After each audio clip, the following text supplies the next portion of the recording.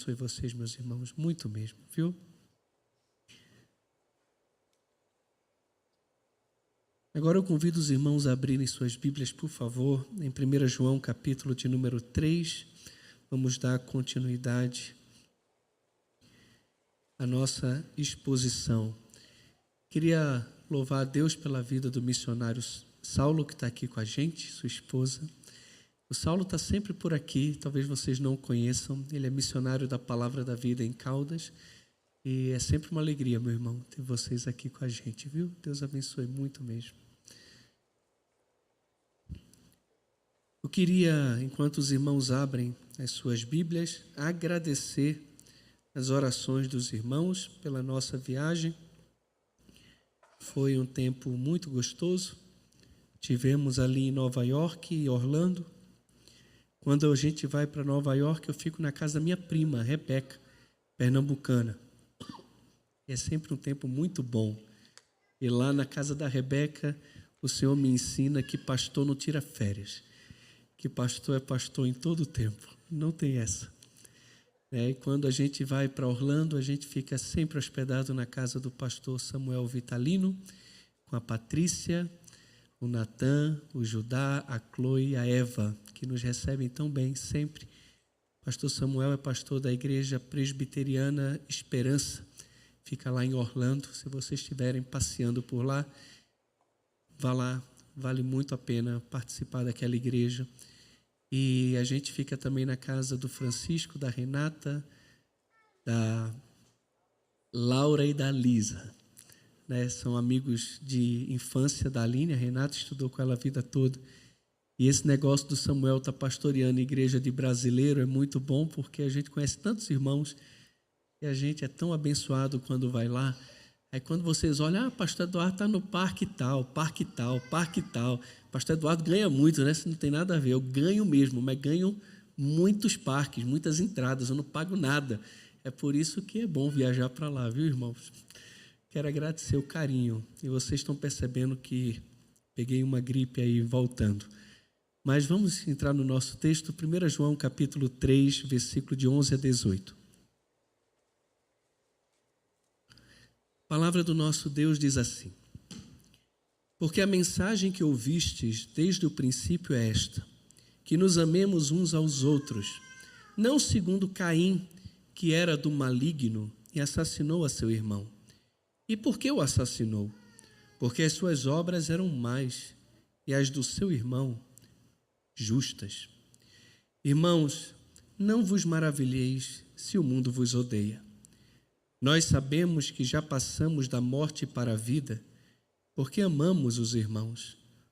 Aquele que não ama permanece na morte. Todo aquele que odeia seu irmão é assassino. Ora, vós sabeis que todo assassino não tem a vida eterna permanente em si. Nisto conhecemos o amor, que Cristo deu a sua vida por nós, e devemos dar a nossa vida pelos nossos irmãos. Ora, aquele que possuir recursos deste mundo e vir a seu irmão padecer necessidade e fechar-lhe o seu coração, como pode permanecer nele o amor de Deus? Filhinhos, não amemos de palavra nem de língua, mas de fato e de verdade. A gente já foi diagnosticado, nós temos um problema sério, um câncer que nos mata, chamado pecado. Nós já fomos tratados, já passamos por uma quimioterapia muito forte, fomos curados pelo sangue de Jesus, desse mal que nos matava.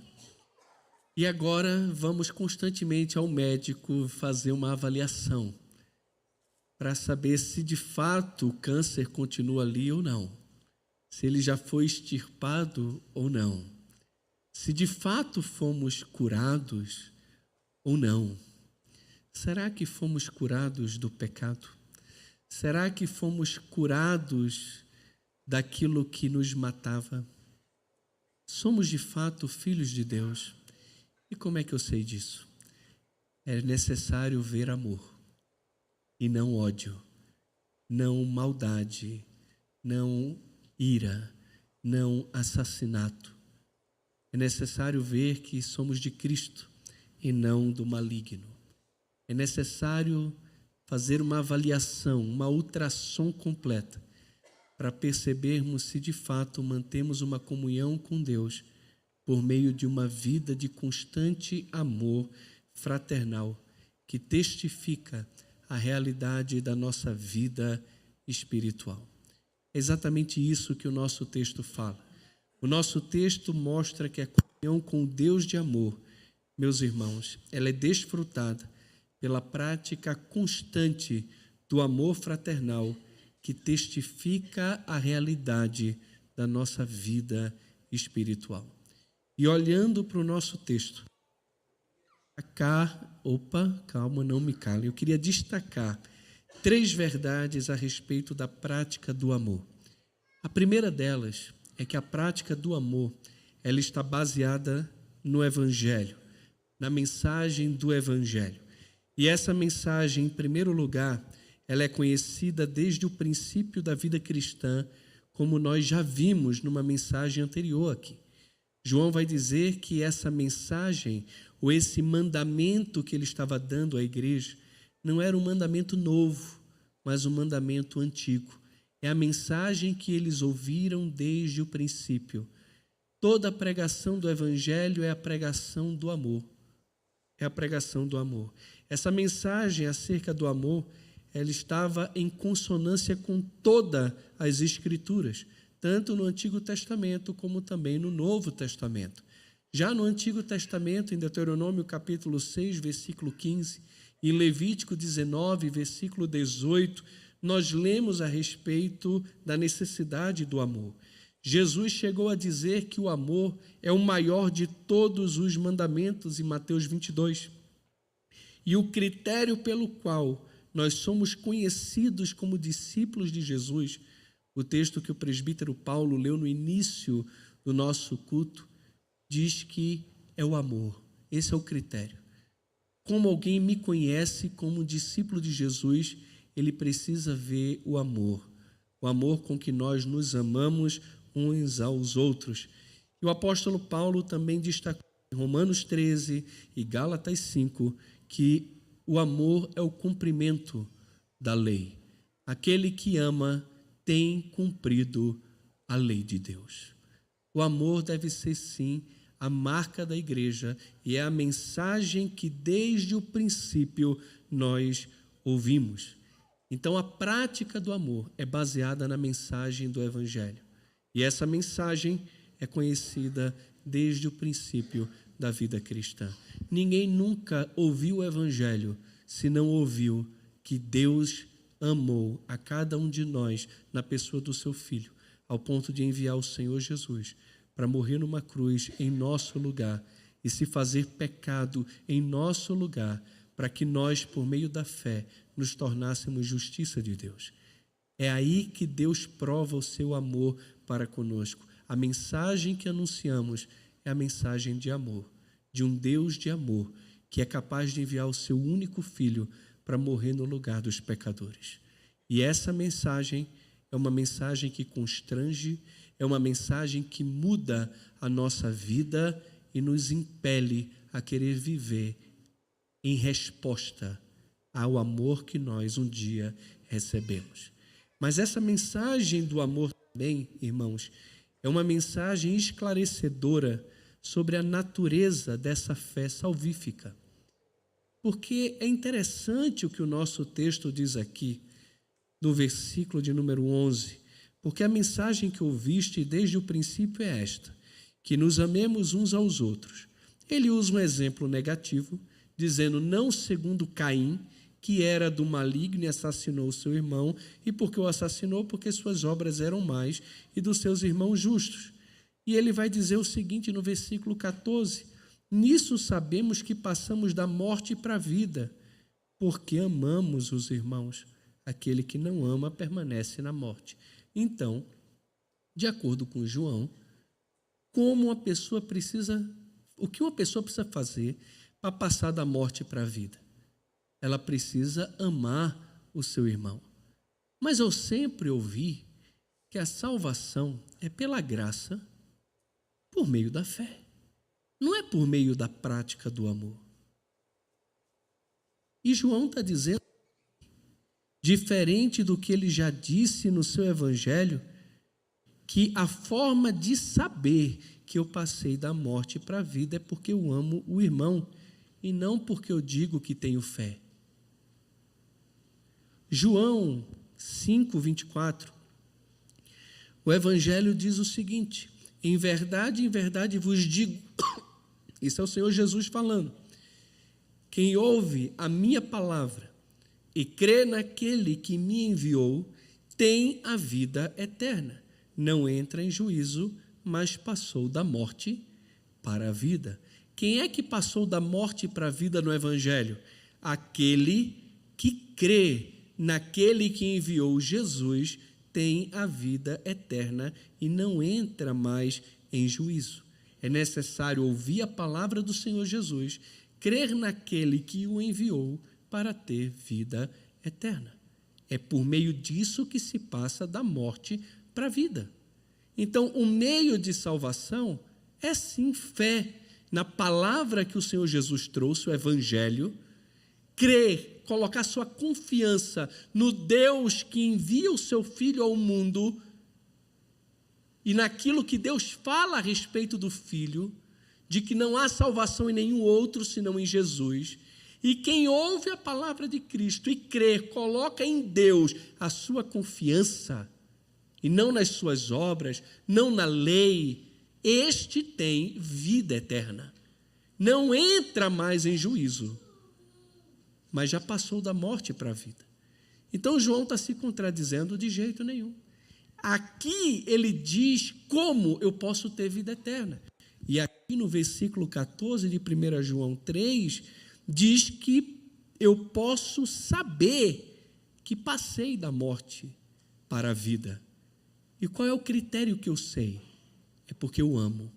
É porque a fé que eu digo que tenho e o evangelho que eu digo que ouvi e entendi, ele me impele naturalmente a amar o meu irmão como Deus, por meio de Cristo, também me amou.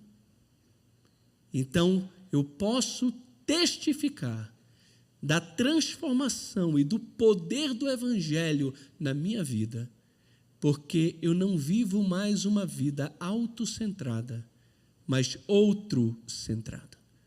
Eu olho para o outro, me preocupo com o outro, eu me dou ao outro, e a prática do amor testifica de que, de fato, o Evangelho alcançou a minha vida e mudou o meu interior, fez de mim uma nova pessoa. Então, em primeiro lugar, meus irmãos, em primeiro lugar, a prática do amor está baseado na mensagem do Evangelho.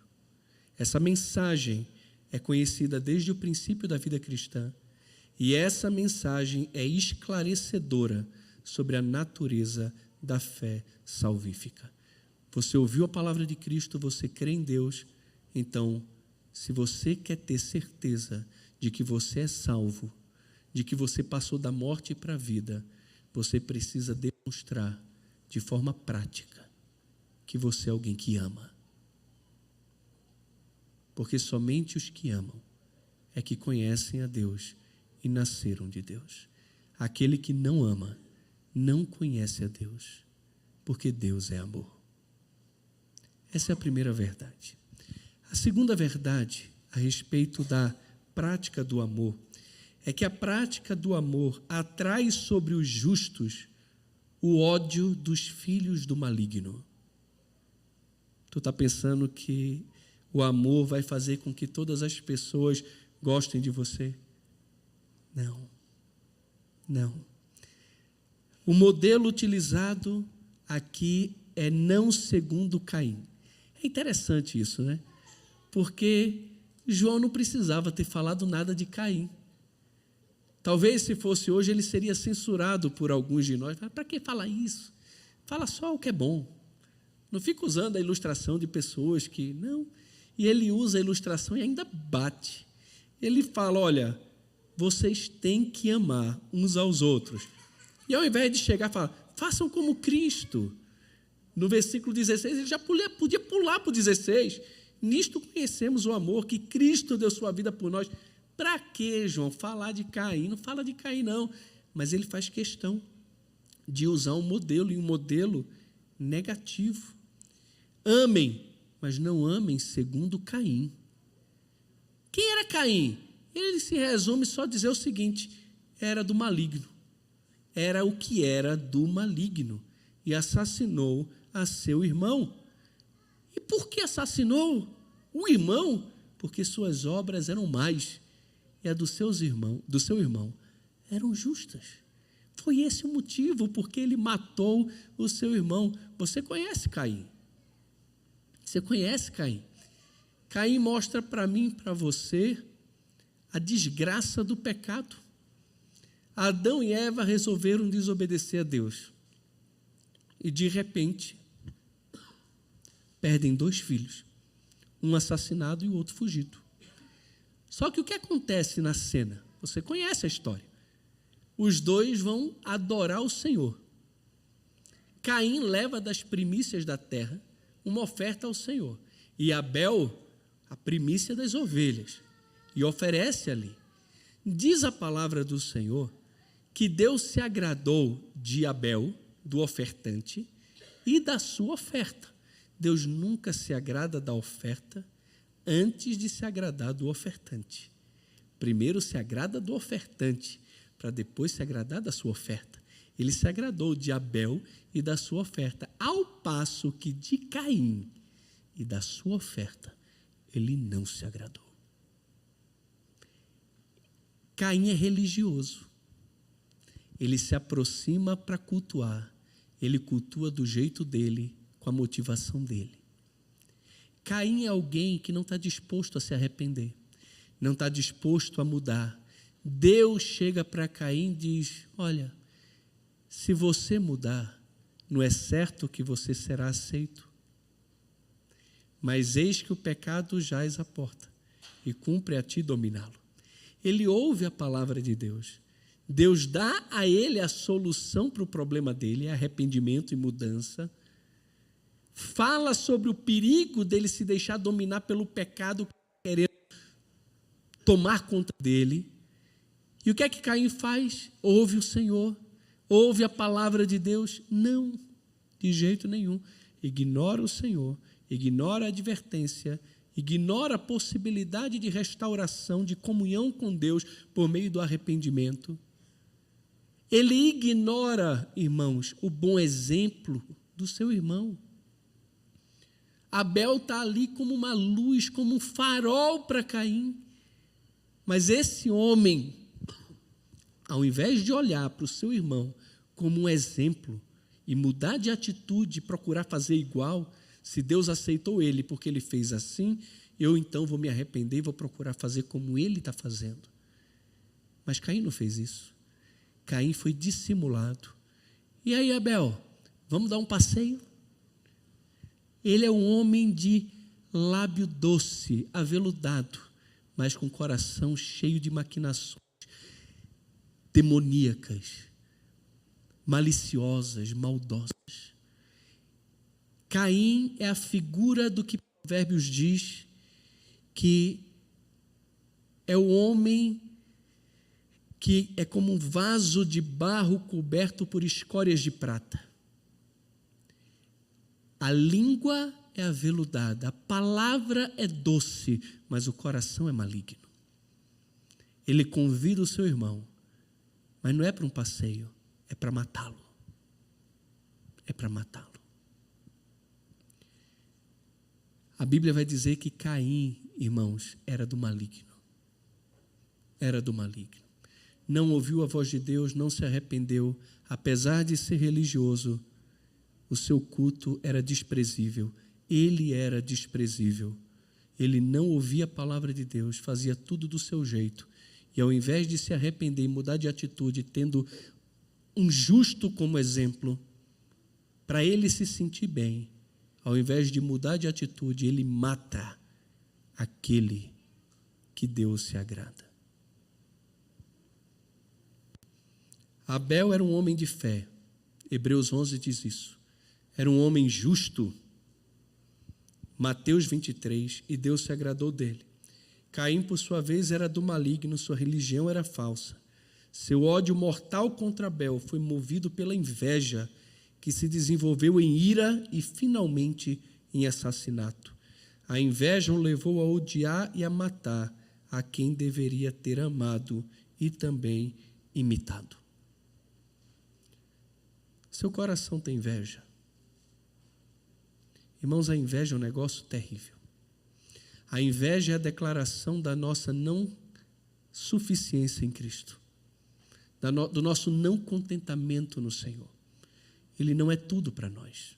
Nós estamos tentando buscar alegria em outras coisas. A inveja nos impede de nos alegrar com quem se alegra. Às vezes, temos mais capacidade de chorar com os que choram do que se alegrar com os que se alegram. Às vezes, até entre nós mesmos, nós temos dificuldade de contar as bênçãos de Deus na nossa vida, né? Tem gente que passa num concurso e fica quieto, não fala para ninguém. Vai que o pessoal tem inveja, né? Vou colocar até sal grosso na minha casa. Para com isso, tá? Essa macumba gospel aí não serve, não. Troquei de carro. Não posso contar. Saí daquele apartamento pequenininho para um apartamento maior. Deus abençoou. E eu não posso me alegrar num grupo pequeno. Eu não posso me alegrar com os irmãos, porque parece que as pessoas têm dificuldade de se alegrar com os que se alegram. E tem inveja. Tome cuidado do seu coração. Tome cuidado com a inveja. A inveja é algo terrível, que geralmente nos induz à ira e ao assassinato. Eu não estou falando só de assassinato, do matar o corpo, que a gente sabe que isso também acontece. Mas a gente assassina com os nossos pensamentos, com a nossa língua. A gente fala mal e às vezes movido por inveja. Tem que tomar cuidado, muito cuidado com isso. A gente tem um modelo utilizado que é o Caim, não como Caim. A afirmação categórica era do maligno. Irmãos, isso aqui é muito forte. João define a humanidade em 2 grupos, os que são de Cristo e os que são do maligno. Não existe meio termo para ele. Ou alguém está em Cristo ou alguém está no maligno. Pastor, aquela pessoa ali, olha, ele foi consagrado a terreiro de macumba. Não tem problema nenhum ter sido consagrado a terreiro de macumba. Se não fosse e não tivesse em Cristo, era do maligno do mesmo jeito. Você consegue entender isso? A gravidade no negócio? Se alguém não está em Cristo, está debaixo de Adão e está no maligno. Efésios capítulo 2 vai dizer que aqueles que não nasceram de novo ainda estão debaixo do espírito do príncipe da potestade do ar, que atua nos filhos da desobediência.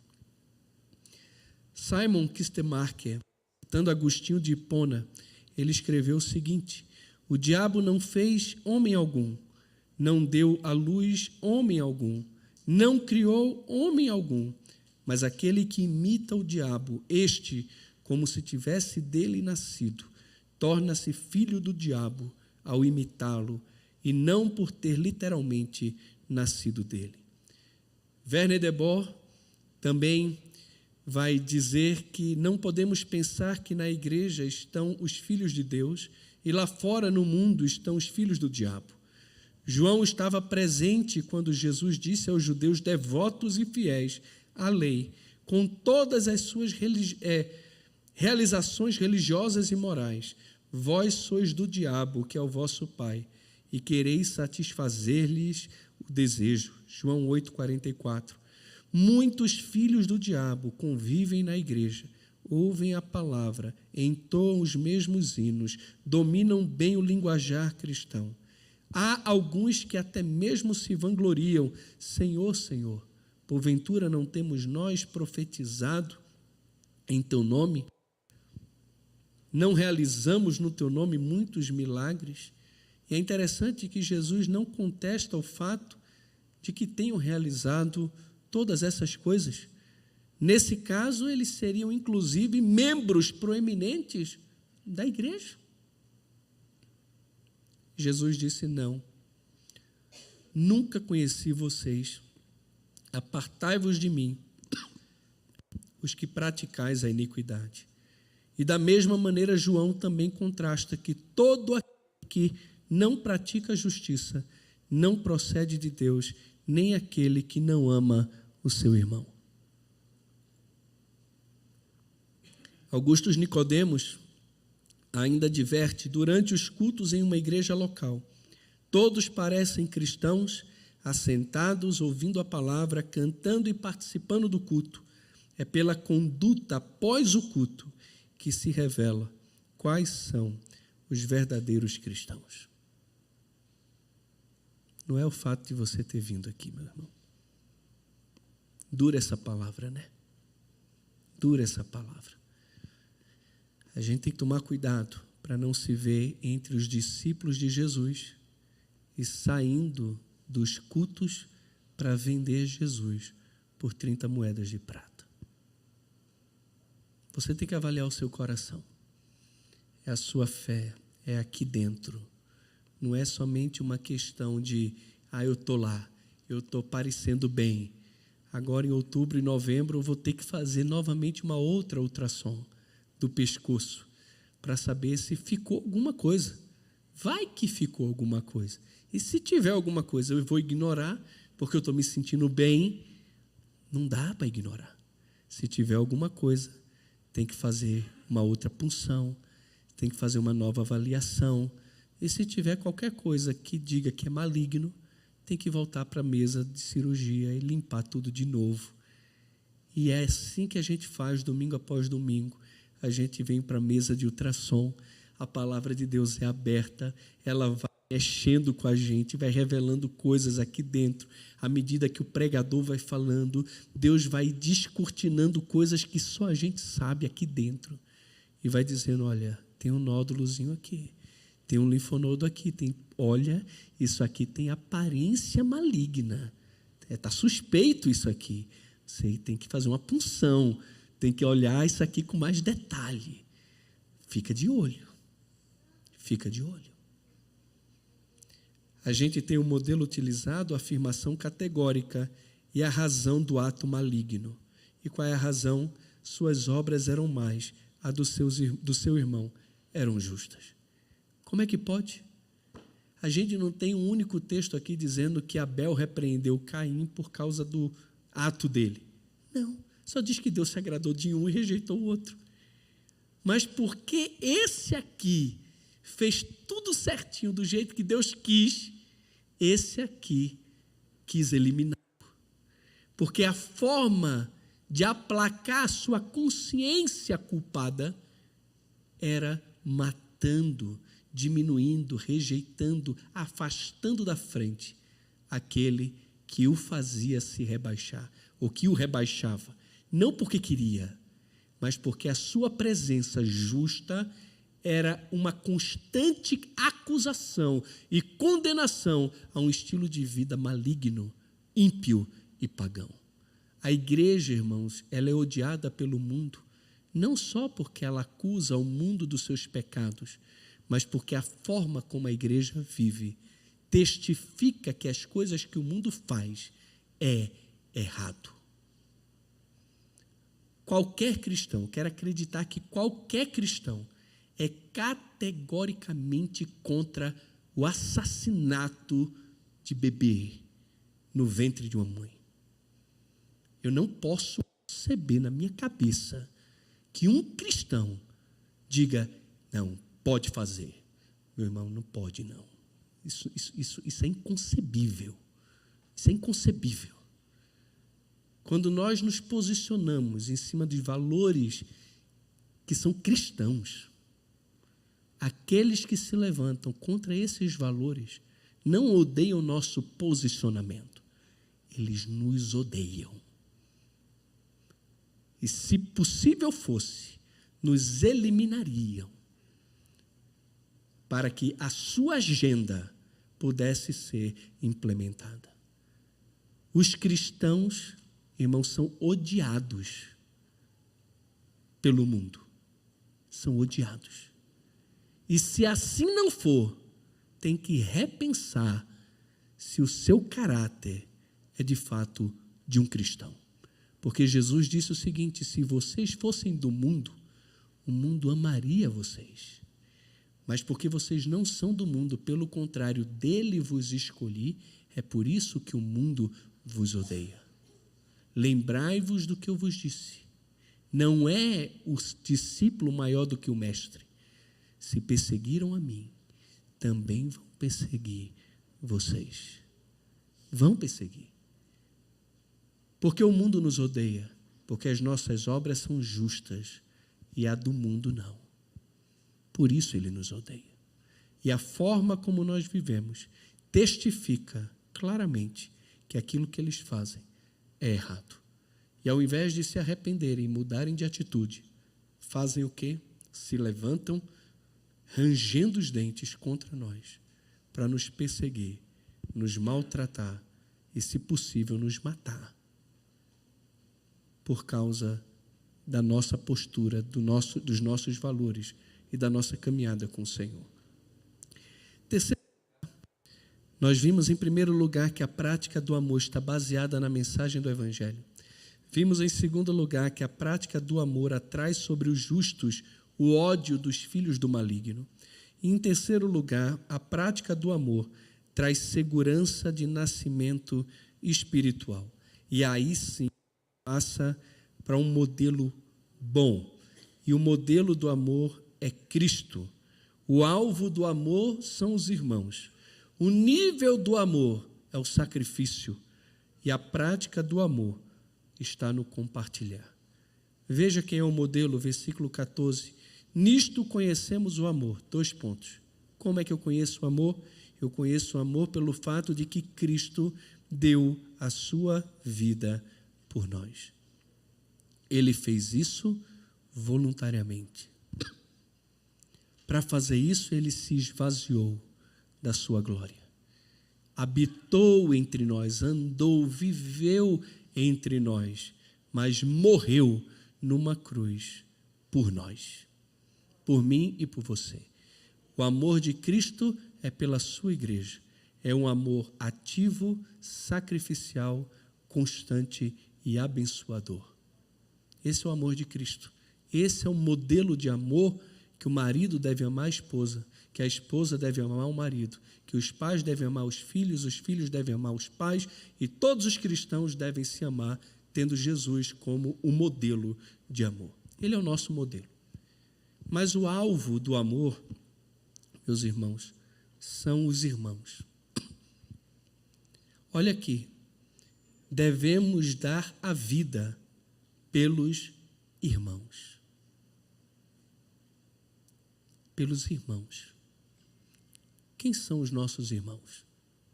São aqueles que não são do maligno. São aqueles que são de Cristo. São aqueles que, como nós, colocaram sua fé em Jesus. São aqueles que fazem parte da família de Deus e só fazem parte da família de Deus porque, de acordo com João, capítulo 1, versículo 12, por terem recebido a Cristo como Senhor das suas vidas, receberam também com isso o poder de se tornarem filhos de Deus. Não são todos que são filhos de Deus. Não são todos que são da família de Deus. Somente aqueles que são de Cristo é que são filhos de Deus e fazem parte da família de fé. Eu e você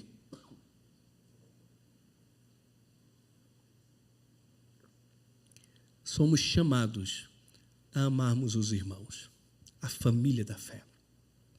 Pastor, quer dizer que eu não tenho que amar as pessoas lá de fora? Claro que sim.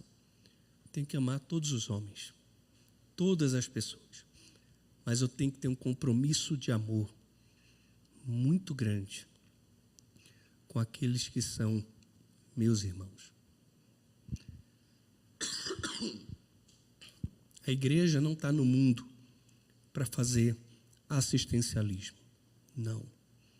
A igreja precisa demonstrar o amor que Deus tem por ela no cuidado com os irmãos dentro da igreja. A igreja, em Atos, ela crescia, se expandia, e as pessoas ficavam encantadas Por quê? Porque havia profundo amor entre os irmãos. Ninguém na igreja passava necessidade. Ninguém. As pessoas compartilhavam o que tinham.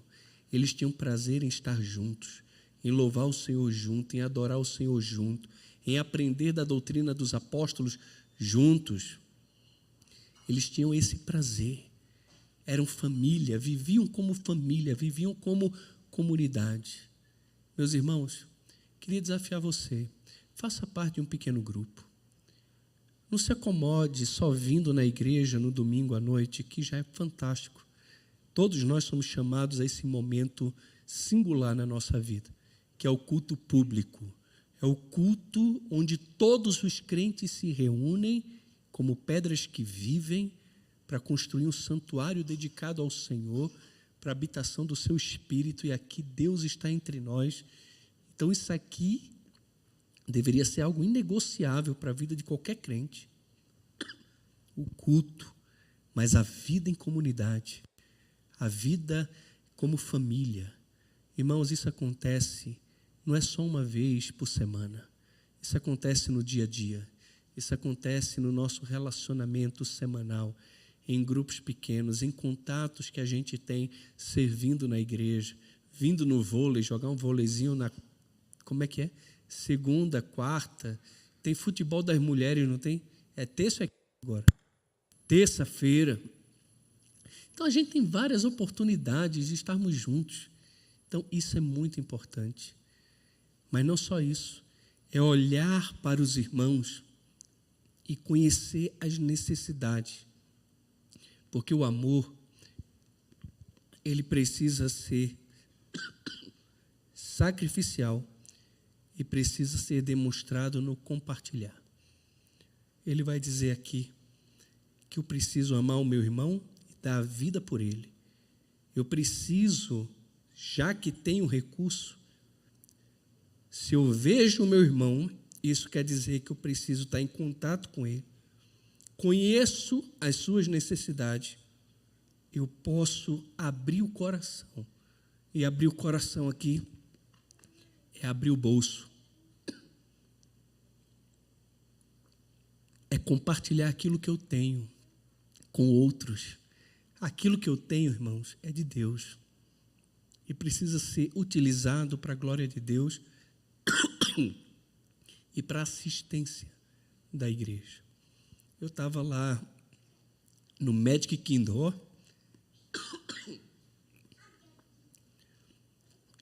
um parque que é para o João Pedro e a Bebel, né? Legal, tem um brinquedinho legal, mas esse negócio de princesinha não dá para mim mais não.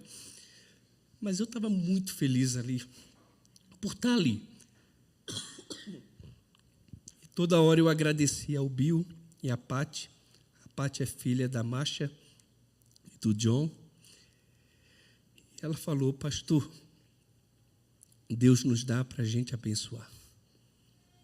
E é isso. Deus nos dá para a gente abençoar. Aquilo que a gente tem não é nosso. É dado por Deus para a gente abençoar.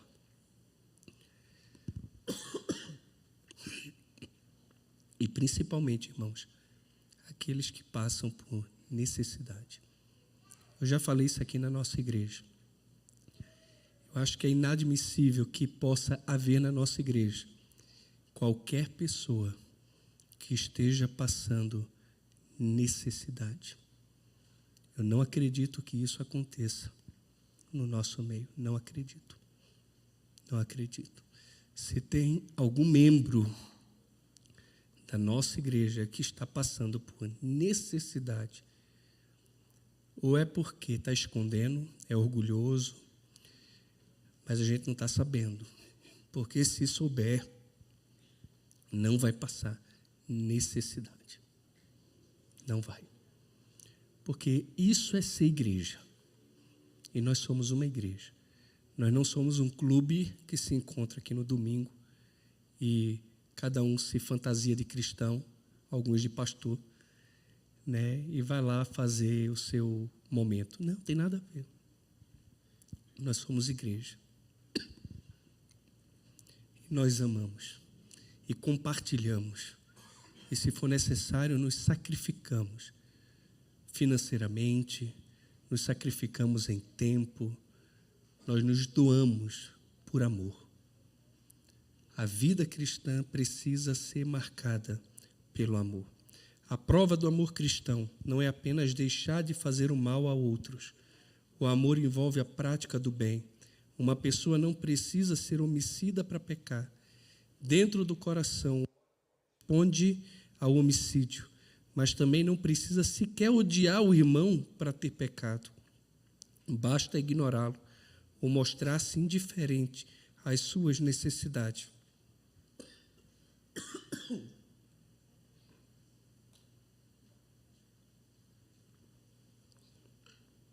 O amor não pratica o mal e nem é indiferente.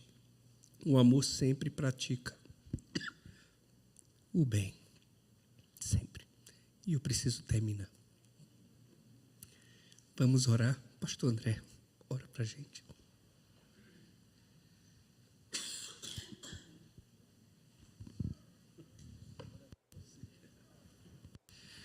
Senhor, tem misericórdia de nós. Amar não é tão fácil quanto parece. Precisamos da ajuda do Teu Espírito.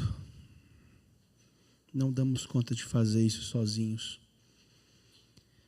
Eu peço ao Senhor que nos ajude a digerir um pouco dessa mensagem nessa semana e que nas oportunidades que o Senhor nos der de evidenciar a vida de Cristo, que o Senhor nos lembre do que foi pregado aqui. Muito sério, muito sério. Peço que o Senhor nos visite com graça, com misericórdia e com direção nessa semana. Nos ajuda a aplicar isso dentro da nossa própria casa, com o cônjuge, com os filhos, no nosso trabalho, nos ministérios aqui na igreja. Eu rogo ao Senhor que nos ajude a matar o nosso amor próprio, para que o amor de Cristo seja evidenciado em nós. Essa é a minha oração. E peço também pela saúde do pastor Eduardo, que o Senhor o visite também com restauração plena, e que ele esteja bem e habilitado, com a saúde boa, para continuar anunciando o nome do Senhor. Assim que eu oro, em nome do teu Filho amado, Jesus. Amém. Podemos ficar em pé, por gentileza?